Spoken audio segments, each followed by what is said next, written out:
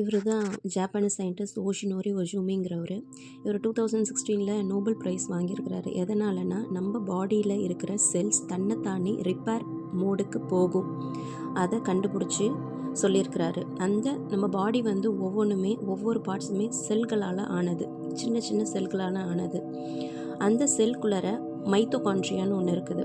அந்த மைட்டோகாண்ட்ரியா தான் power house of the செல் அப்படின்னு சொல்லப்படுது.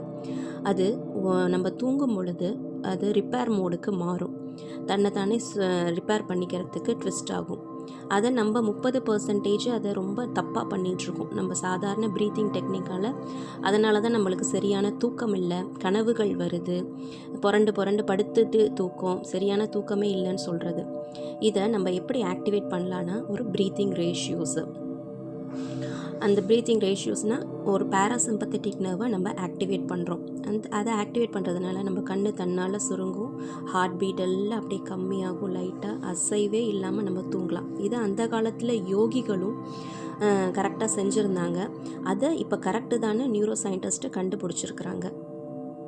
அந்த ரேஷியோஸ் தான் கீயை நான் உங்களுக்கு யோக நித்ரா ஆடியோவில் சொல்லுவேன்.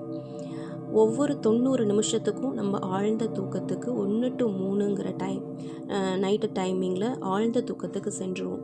அப்படி தூங்கும் பொழுது நம்மளோட பாடி செல்ஸ் வந்து தன்னைத்தானே ரொம்ப கரெக்டாக ரிப்பேர் பண்ணிக்கிற மோடுக்கு போய் நம்மளோட வயசாகிற ஏஜிங் ஃபேக்டர்லாம் கம்மியாகும். இப்படி பண்ணி தான் அந்த காலத்தில் யோகிகள் ரொம்ப அமைதியாகவும் யங்காகவும் ரொம்ப வருஷத்துக்கு இருந்தாங்க. இந்த நாலேஜ் உங்களுக்கு கொடுத்த நம்பர்